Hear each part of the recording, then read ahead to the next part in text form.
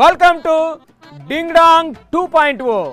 Hello hello hello, నాను మీ జోగినే వచ్చేసినాను. దేశం చాలా క్లిష్ట పరిస్థితిలో ఉందండి బాబు. ఓవైపు ఎండలు, మరోవైపు ఎన్నికల నీడర్లు, ఇటు కేసులు అటు కమిషన్లు, ముందు అవినీతి వెనక అక్రమాలు, బూతులు నీతులు కోతలు వాతలతో ఎడాపెడా వాయించేస్తున్నారు. జనాలకు సుక్కలు చూపించేస్తున్నారు. ఏమన్నా అంటే పరిగెత్తుకొచ్చేసి ప్రవచనాలు చెప్పేస్తారు. ఈ వారం కూడా చాలా తమాషాలు ఉన్నాయండి. అవి ఏంటో చూసే ముందు హెడ్లైన్ చూసేద్దామా? ప్రపంచంలో ఎవ్వరూ చేయని గొప్ప పని చంద్రబాబు చేశాడన్న అంబటి. కాఫర్ డ్యాముల నిర్మాణం లేకుండా డయాఫ్రమ్ వాల్ వేసాడండి దుంపదేగా. సినిమా క్లిప్ పోస్ట్ చేస్తే అరెస్ట్ చేస్తారా అని నిలదీస్తున్న రాచమల్లు. జగదేక వీరుని గత సినిమాలో ఒక పాట నేను పోస్టింగ్ పెడతా, నేరస్తున్నా నేను. మళ్ళీ అధికారంలోకి వస్తే మామూలుగా ఉండదన్న కేటీఆర్. నేను కేసీఆర్ గారు అంత మంచోని కాదు. బీఆర్ఎస్ బీదర్లో ఏం చేసిందో తనకు తెలిసిందన్న బండి. దొంగ నోట్లు ముద్రించే ప్రింటింగ్ ప్రెస్ బీదర్లో ఉన్నది. బండి సంజయ్ పై విరుచుకుపడ్డ బీఆర్ఎస్. సిగ్గు శరం లేదా బండి సంజయ్ నీకు? కట్టల కట్టల కవితలు రాసుకొచ్చిన తిరకాసానియ.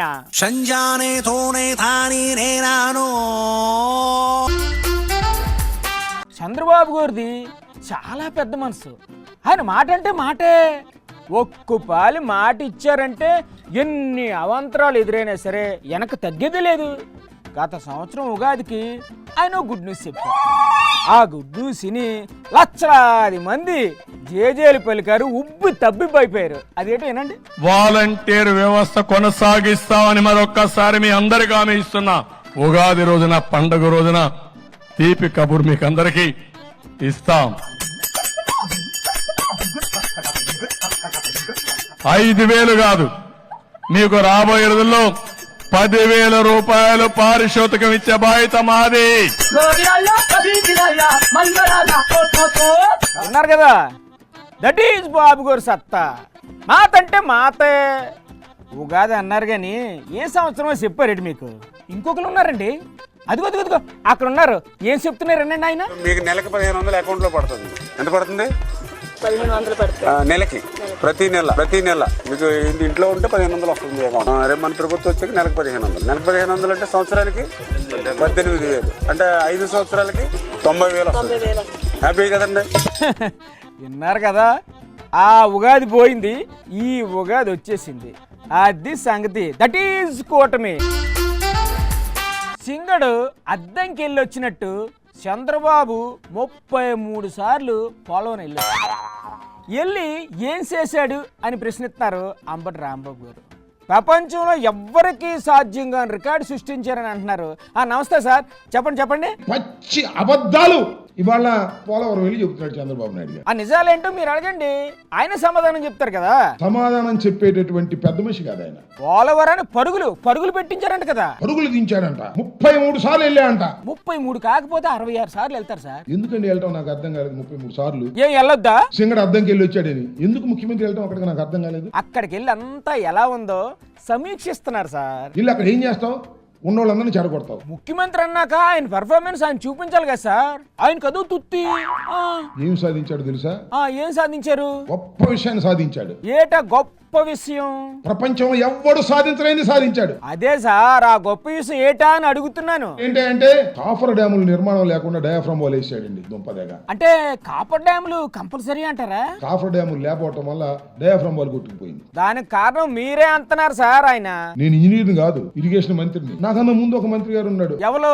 ఉమా గారు. ఆయన ఏంటి మరి? ఆయన ఇంజనీరు, పైకి సివిల్ ఇంజనీరు. ఓహో, సివిల్ ఇంజనీర్ అంటే ప్రాజెక్టుల గురించి అంతా బాగా తెలిసి ఉంటది. అందుకని ఇంజనీర్ చెప్పింది మళ్ళీ ఆయన ఇంజనీరింగ్ చేశాడు, అందుకనే సంక్రాంతిపోయింది. మరి బాబు గారి సంగతి ఏంటి? చంద్రబాబు నాయుడు గారు ఒప్పుకోరు, చీఫ్ ఇంజనీర్ కూడా సలహా అయితే నీకేం లేదు బొమ్మ అంటాడు. అమ్మో ముఖ్యమంత్రి గారు చెప్పారు కదా అని కంగారు పడతాడు. ఆయన ఇంజనీర్లకే ఇంజనీరు ఏతనుకున్నారు మరి బాబు గారి గురించి? ఇట్ట కంగారు పెట్టి 33 సార్లు వెళ్ళి సర్వనాశనం చేశాడు. మరి మొత్తం మీరే నాశనం చేశారంటున్నారు సార్. అబద్ధాలు చెప్పమాకండి స్వామికి దండం పెడతా. అబద్ధాలు చెప్పొద్దంటే ఎలా సార్? కుదరదు. రాసే ఈనాడు ఉందని, రాసే ఆంధ్రజ్యోతి ఉందని చెప్పే టీవీలు ఉన్నాయని అబద్ధాలు చెప్తారా? తప్పు కదా. తప్పదు కదా. మీకు ఏదైనా సినిమా నచ్చింది అనుకోండి, కామ్గా చూసేయండి. ఏదైనా పాట నచ్చింది అనుకోండి, హాయిగా ఒక్కలు వినేయండి. అంతేగాని వాళ్ళకి వీళ్ళకి షేర్ చేయడాలు చెప్పడాలు చేశారనుకోండి, లోపల వేసేస్తారు. పోలీసులు వచ్చి తీసుకెళ్ళిపోతారు. ఇదేం విడ్డూరు అనుకుంటారా? మరి ప్రస్తుతానికి ఆంధ్రప్రదేశ్లో పరిస్థితి అదే. మరి దీని మీద రాచమల్లి గారు ఏం చెప్తున్నారు ఇందాం. నమస్కారం సార్. ఇది చాలా స్పష్టంగా వినాల ప్రజలారా. వింటున్నాం, మీరు చెప్పండి సార్. ఈ మధ్య కాలంలో హత్య అనే ఒక సినిమా తీసినారు. అవును, నాన్న కూడా చూసినాను. సెన్సార్ సర్టిఫికెట్ పొందిన తర్వాత సినిమా రిలీజ్ అవుతుంది. అంతే కదా, ఏ సినిమా కన్నా సెన్సార్ సర్టిఫికెట్ తప్పనిసరిగా ఇవ్వాలా. ఆ సినిమాలో ఒక సన్నివేశాన్ని సోషల్ మీడియాలో పోస్టింగ్ పెడితే నేరమంట. ఇది ఎంత ఆశ్చర్యం! ఏంటి, సెన్సార్ అయిన సినిమా క్లిప్ సోషల్ మీడియాలో పెడితే నేరమా? హీరోలు ఎప్పటి నుంచి పెట్టారు సార్? ఎన్టీ రామారావు సినిమా నాకు ఇష్టం. నాకు ఇష్టమే. అన్నగారు సినిమాలు అంటే ఎవరికి ఇష్టం ఉండదు చెప్పండి. జగదేక వీరుని కథ సినిమాలో ఒక పాట నేను పోస్టింగ్ పెడతా. పెట్టండి. లేకుంటే ఎన్టీ రామారావు గారి సన్నివేశాన్ని ఒక పోస్టింగ్ పెడతా. నాకు ఇష్టమై నేరస్తున్నా నేను. అన్నగారు సినిమా క్లిప్ పోస్ట్ చేస్తే నేరస్తులు ఎలా అవుతారు సార్? కానీ చంద్రబాబు నాయుడు పాలనలో నేరస్తుడే. ఇదేం ఘోరం అండి బాబు. సినిమా క్లిప్పులు పోస్ట్ చేస్తే నేరం అంటే ఎలా? ఆ పోస్టింగ్ పెట్టిన అబ్బాయి పవన్ కుమార్ రెడ్డిని అబ్బాయిని స్టేషన్కి విచారణ పేరుతో పిలిపించి కొడతారు, హింసిస్తారు, కేసు పెడతారు, జైలుకి పంపుతారు. పెద్ద పెద్ద గజ్జి దొంగల్ని, రేపిస్టుల్ని, శాడిస్టుల్ని, హంతకుల్ని వదిలేసి సినిమా క్లిప్ పోస్ట్ చేస్తే అరెస్ట్ చేసి కొట్టి జైల్లో పెడతారా? మళ్ళీ పొద్దున్నే లేస్తే ప్రవచనాలు చెప్తారు.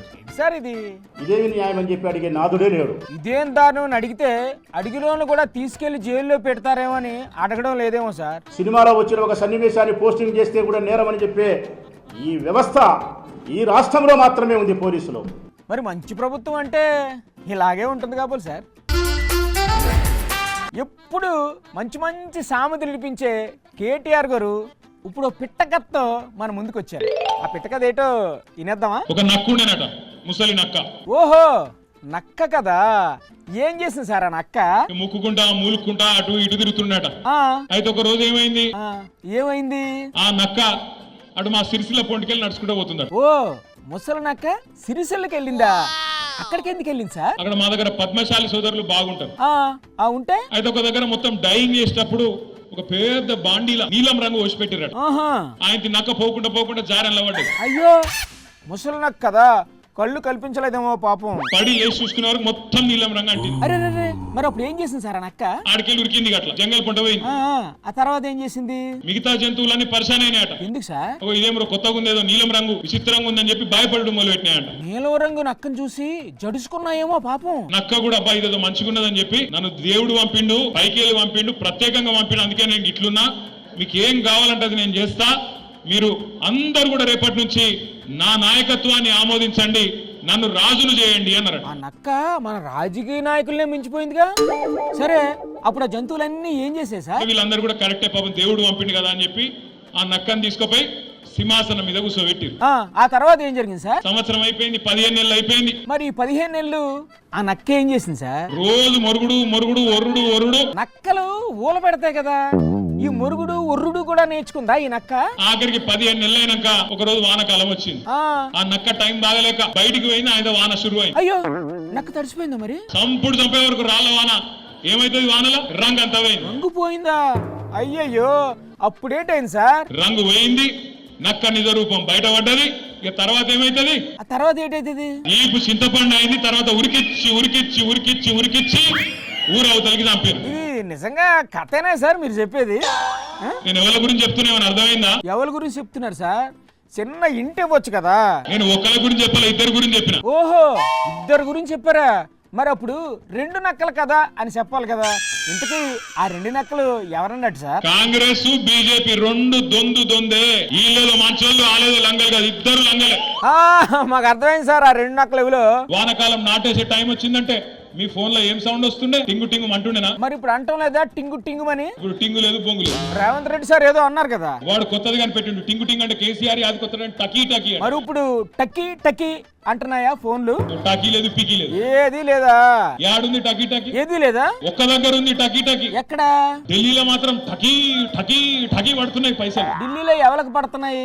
రాహుల్ గాంధీ ఖాతాలా, ప్రియాంక గాంధీ ఖాతాలా ఆడ మాత్రం పడుతున్నాయి. వాళ్ళకి ఎందుకు పడుతున్నాయి సార్? వాళ్ళు కూడా రైతులేనా? నేను ఒకటే మాటిస్తున్నా మీకు. ఏం మాట ఇస్తున్నారు సార్? నేను కేసీఆర్ గారు అంత మంచోని కాదు. అమ్మో, అలా భయపడతారేంటి సార్?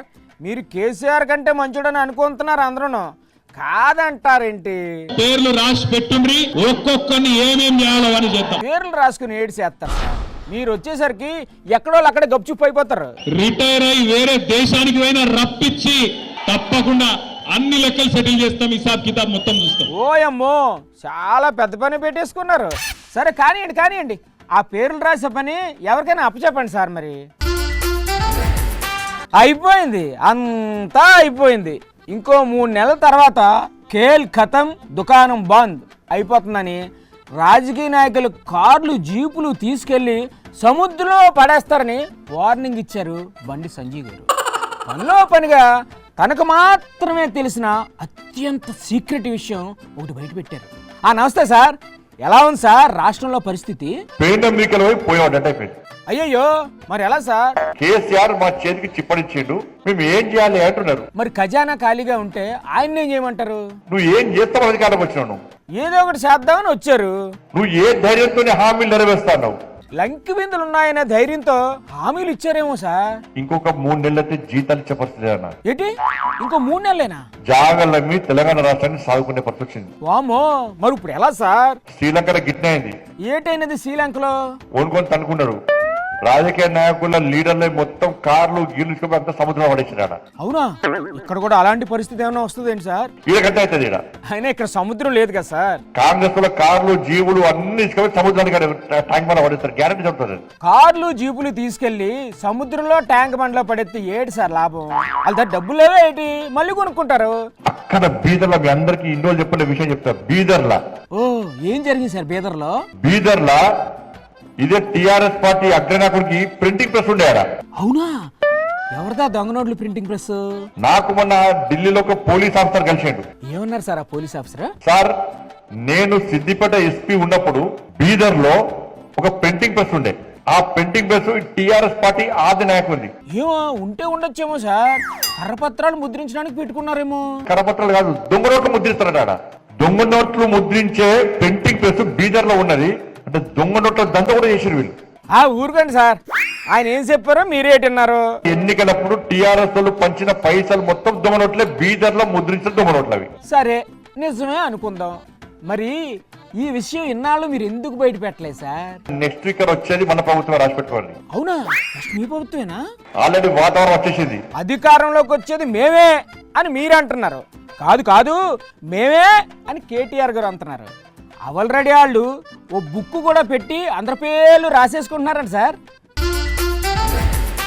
బండి సంజయ్ గారు ఆయన కేంద్ర మంత్రి అని విషయం కూడా మర్చిపోయి కార్పొరేటర్ లెవెల్లో మాట్లాడుతున్నారని తెగ పైరైపోయారు ఎమ్మెల్సీ దాసోజీ శ్రవణ్ గారు. ఆయన మాటలు వింటుంటే నవ్వాలో ఏడవాలో కూడా అర్థం కావడం లేదని అంటున్నారు. నమస్తే సార్, ఈ పార్టీకి బీదర్లో ఏదో ప్రింటింగ్ ప్రెస్ ఉండేదని ఇందాక బండి సంజయ్ గారు అన్నారు, చూసారా? ఈ విషయం ఆయనకు పోలీస్ ఆఫీసర్ ఒకరు చెప్పారంట. బండి సంజయ్ నిజంగానే మొగోడు అయినట్టయితే, నిజంగానే కేంద్ర హోంమంత్రి అయినట్టయితే, దమ్ము ధైర్యం ఉన్నట్టయితే, ఆ అడ్డమైనట్టు అధికారి ఎవడు, వాడి పేరు ఎందుకు చెప్పట్లేవు బయటికి? మీరెంత రెచ్చగొట్టినా ఆ అధికారి పేరు ఆయన చెప్పరండి. ఆ రోజు ఉన్నటువంటి ఒక ముఖ్య నాయకుడు ఎవడో, వాడి పేరు చెప్పు. ఆ అధికారి పేరు చెప్పరు, ఆ ముఖ్య నాయకుడి పేరు కూడా చెప్పరు. ఏడు చెప్తారు మీరు? వాడి పేరు చెప్పవు, వీడి పేరు చెప్పవు. మీరు ఎంత రెచ్చగొట్టినా ఎవ్వరి పేర్లు చెప్పరు. ఆయన కుక్కతో ఒక గుండ్రాయి కట్టినా చక్కగా కాదన్నట్టుగా ఇవాళ బండి సంజయ్ గారు వ్యవహరిస్తా ఉన్నారు. అయ్యో బాబోయ్, ఎలుక తోలు ఎంత ఉతికినా నలుపు నలుపే గాని తెలుపు కాదు అన్నట్టుగా ఇవాళ బండి సంజయ్ గారు వ్యవహరిస్తా ఉన్నారు. ఇంత సీరియస్ మ్యాటర్ నడుస్తుంటే మధ్యలో సామెతలు ఎందుకు సార్? ఆ పాయింట్కి వచ్చేయండి. అసలు అల్జిమర్ వ్యాధి ఉందేమో బండి సంజయ్కి, అర్థం కావట్లేదు. అర్రే, అలాంటిది ఏం లేదు సార్, ఆయనకు అన్ని గుర్తుంటాయి. ఆ ప్రింటింగ్ ప్రెస్ విషయం ఎందుకు గుర్తుంటది అల్జీమర్స్ ఉంటే? కరీంనగర్ కార్పొరేటర్ కాదు అయ్యా నువ్వు, కరీంనగర్ గల్లీ లీడరు కాదయా నువ్వు. ఓహో, ఢిల్లీలో పార్లమెంట్ సభ్యుడివి, ఢిల్లీలో కేంద్ర మంత్రివి. ఆ విషయం ఆయనకు కూడా తెలుసు, మీరేం గుర్తు చేయాల్సిన అవసరం లేదు. వెనకటికి ఒక ఎర్రోనికి మల్లెపూ ఇస్తే ఎక్కడో పెట్టుకొని వాసన చూసినట్టుగా ఇవాళ అడ్డమైన భాషలో అడ్డదిడ్డంగా బండి సంజయ్ మాట్లాడుతా ఉంటే నవ్వాలనా ఏడవాలనా సిగ్గుపడాలనా అర్థం కావట్లా. జనాలకు కూడా ఏటి అర్థం కావట్లేదు సార్. సిగ్గు శరం లేదా బండి సంజయ్ నీకు? అదేంటి సార్, కేంద్ర మంత్రిని పట్టుకొని అంత మాట అనేసారు. అసలు చదవచ్చా చెప్పు నాకు. అయినా కేంద్ర మంత్రి అవడానికి చదువుకు ఏటండి సంబంధం? ఒక చిల్లర మల్లరగాడేదో పాన్ షాప్ల దగ్గర పాన్ పరాగ్ దిక్కుంటే గుట్కా బ్యాచ్ వాళ్ళు మాట్లాడినట్టుగా కేంద్ర మంత్రి అయ్యుండి ఇష్టం వచ్చినట్టు మాట్లాడటం న్యాయమా? అందరూ అలాగే మాట్లాడుతున్నారు సార్. ఇప్పుడు అన్ని పార్టీల నాయకులది అదే భాష. కొందరు రాజకీయ నాయకులు మాటలు వింటుంటే అది నాలుక తాటి మట్ట అనిపిస్తుంది. నోరు తెరిస్తే తిట్లు ఆసు కవితలాగా దొలుకుంటూ వచ్చేస్తాయి. రెండు రాష్ట్రాల్లోని నాయకులు ఇదే పాలసీ ఫాలో అయిపోతున్నారు. ఇదేం పద్ధతి అని ప్రశ్నిస్తున్నారు ఎమ్మెల్సీ కవిత మేడం. సీఎం రేవంత్ రెడ్డి భాషను తప్పుపట్టారు ఆవిడ. నమస్తే మేడం, చెప్పండి. మరొక అంశానికి కూడా చరిత్రలో నిలిచిపోతుంది. ఏంటి మేడం ఆ అంశం? కాకపోతే అది కొంత బ్లాక్ డేగా నిలిచిపోతుంది. బ్లాక్ డేనా? ఏంటది? ఇంతకుముందు ఎన్నడూ ఏ ముఖ్యమంత్రి గారు మాట్లాడనటువంటి అసభ్యకరమైనటువంటి భాషను ఈ ముఖ్యమంత్రి గారు అసెంబ్లీలో మాట్లాడడం కూడా చరిత్రలో తప్పకుండా నిలిచిపోతుంది. అలాగా? అరే, దీన్ని ప్రతి ఒక్కరు ఖండించాలండి. అసభ్యకరంగా మాట్లాడితే అసలు ఒప్పుకోవద్దు. అక్కడ కాంగ్రెస్ ఎమ్మెల్సీ బల్మూరు వెంకట గారు ఉన్నారు. నమస్తే సార్, ముఖ్యమంత్రి గారు అసభ్యకరంగా మాట్లాడడం ఏంటండి, ఇదేం పద్ధతి అండి అని అంటున్నారు కవిత గారు. ఈ రోజు పద్ధతుల గురించి మీరు మాట్లాడితే తెలంగాణ ప్రజలు నవ్వుకుంటుర్రు. అంత నవ్వొచ్చే విషయం ఏముంది సార్? కవిత గారు మాట్లాడిన మాటల్లో సంస్కారవంతమైన భాషలో మాట్లాడండి అని అన్నారు. అది కూడా తప్పేనా? రేవంత్ రెడ్డి గారు ఇలా మాట్లాడితే కరెక్ట్ గా మాట్లాడలే, అసభ్యకరంగా మాట్లాడిరని చెప్పి మాట్లాడుతారు. అవును, సభ్యకరంగా మాట్లాడడం తప్పే కదా. మరి మీ తండ్రి గారు మాట్లాడినప్పుడు మరి ఎక్కడ పోయినావు కవితమ్మా? ఆయన ఏం మాట్లాడారు? మీ దగ్గర సాక్ష్యాలు ఏమన్నా ఉన్నాయా? నేను ఒక్కసారి మీకు వీడియో చూపిస్తా. చూపించండి. మేము ప్రిపేర్ అయ్యి రాలే, పీకదండకి వచ్చినా అంటే వద్దన్న కుక్కలు కొడుకేవాడు ఏం పీకదండకి పోతారు? అదేదో పెద్ద పీకినట్టు పడగొట్టినట్టు పిస కాచుకుంటాడు, వాడు సిగ్గుపడాలి. పిస కాచుకోకే అంటున్నాను నేను. ఇలాంటి కుక్కలు చాలా మంది ఉంటారు, బయటకు వెళ్ళండి. అరే ఏమరుస్తారా బయట బేకుక్కలు బుద్ధిలేదు సార్. సిగ్గాన్ని ఉండాలి, ఇజ్జతాన్ని ఉండాలి. చరిత్ర కార్డులు ఎక్కడి నుంచి పుట్టారు ఈ తెలంగాణలో? మీ బతుకులు చెడా. ఇంకసారి సార్, ఇంకసారి నాకు మొత్తం క్లియర్ కట్ గా అర్థమైపోయింది మ్యాటర్. కుటుంబ సమేతంగా తెలంగాణ రాష్ట్రాన్ని 10 సంవత్సరాలుగా దోచుకదిన్న రాబందులు మీరు. కుటుంబ సమేతంగా అంటే కేటీఆర్ దోసుకుంటే కేటీఆర్ కంటే ఎక్కువ దోసుకోవాలని కవిత.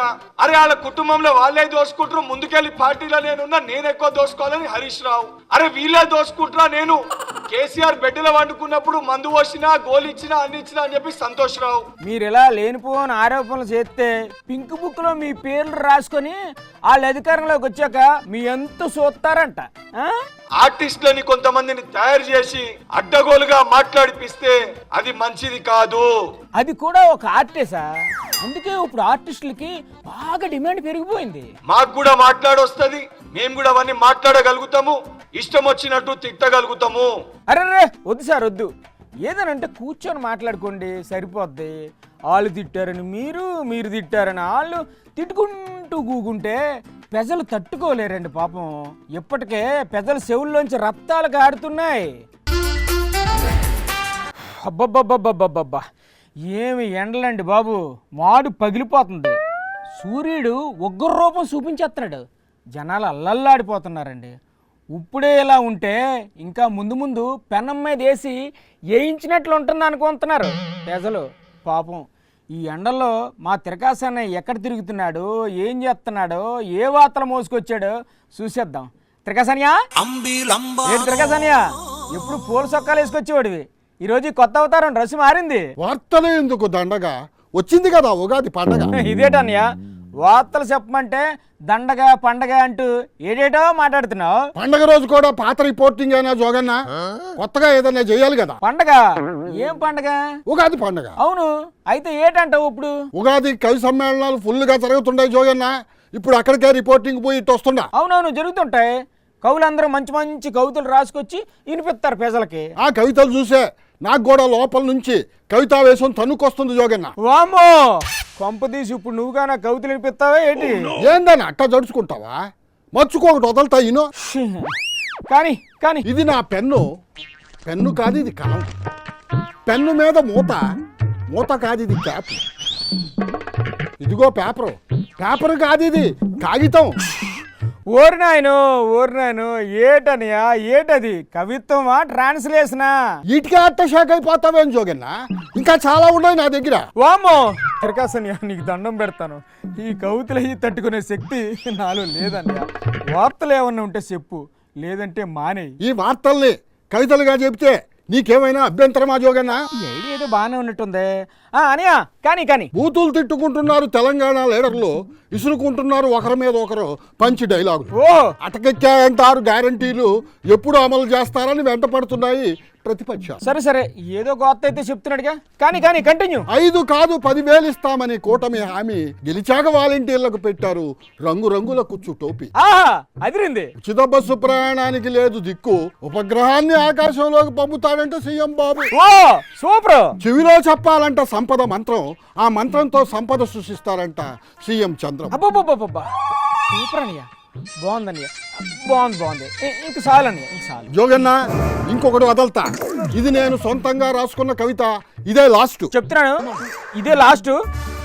కానీ ఉల్లిగడ్డ ఆలుగడ్డ కొత్తిమీర, ఉల్లిగడ్డ ఆలుగడ్డ కొత్తిమీర, ఉల్లిగడ్డ ఆలుగడ్డ కొత్తిమీర, మెంతికూర తోటకూర ములక్కాడ, మెంతికూర తోటకూర ములక్కాడ. తిరకాసనియ ఏటది? మధ్యలో నువ్వు డిస్టర్బ్ చేయబాకు జోగన్న, ఫ్లో మిస్ అవుతున్నా ఇక్కడ. ఫ్లో మిస్ అవుతుందా? వింటున్నావా? వింటున్నాను. వెనక సత్తానా ఏంటి? టీ పొడి, కారం పొడి, పసుపు పొడి, చింతపండు, ఎండుమిర్చి, పల్లీను. ఎందు జోగన్న ఏమైంది? ఎందుకంత సీరియస్ అవుతున్నావు నా మీద? ఏంటి అది కవిత్వమా? అవును కదా, నచ్చలా నీక? ఇప్పుడు వార్తలను కవిత్వ రూపంలో చెప్తున్నావు అంటే ఓకే. కవిత్వం పేరుతో కూరగాయల పేర్లు చదువుతున్నావు ఏంటనియా? నన్ను నేను సంపేయాలని ప్లాన్ చేసావేంటి? సారీ జోగన్న, ఒక చిన్న మిస్టేక్ అయింది ఇక్కడ. ఏటైనది? ఇది మా ఆవిడ రాసిచ్చిన కూరగాయల చిట్టి జోగన్న. నేను రాసుకున్న కవిత ఎక్కడో పడిపోయింది. ఈ చీటీనే కవిత అనుకుని చదివేశానన్నా. నేనే దొరికానా తిరగాసానియా నీకు? ఇంకా చాలు, ఇంకేమీ చెప్పొద్దు. నీ వార్తలు వద్దు, నీ బ్రేకింగ్ న్యూస్లో వద్దు. ముందు అర్జెంట్ ఆఫీస్కి రా. జోగన్న మళ్ళీ ఏటైనది? చిట్ట చివరిగా ఒక్క కవిత ఉంది జోగన్న, అద్భుతంగా ఉంటది అది. ఈ కప్పు ఇచ్చుకొని కొట్టినట్టు మొహం అప్పడం అయిపో తెలుసా? ఏమన్నావు జోగన్న? కప్పు అన్నవా? Super subject. టీ హోటల్లో ఉంటది కప్పు, ప్రతి ఇంటికి ఉంటుంది పై కప్పు. ఏపీలో ఫుల్గా చేస్తున్నారు అప్పు, సంపద సృష్టించే మంత్రం ఏదన్నా ఉంటే అక్కడికి వెళ్ళి చెవిలో చెప్పు. ఆపు, ఇంకో మాట మాట్లాడితే పీకు చంపేస్తాను. ఇంకో మాట మాట్లాడితే కప్పించుకొని మొహం పగలుడేస్తాను తెలుసా? బాబా ఆపనియా. జోగన్నకు వచ్చినట్టుంది కోపం, బీపీ పెరిగిపోయినట్టుంది పాపం. ఇవ్వండి ఈ వారం ముచ్చట్లు. మరిన్ని మంచి జామ్ జటకలతో మరో ఎపిసోడ్లో కలుసుకుందాం. అంతవరకు సెలవా, నమస్తే.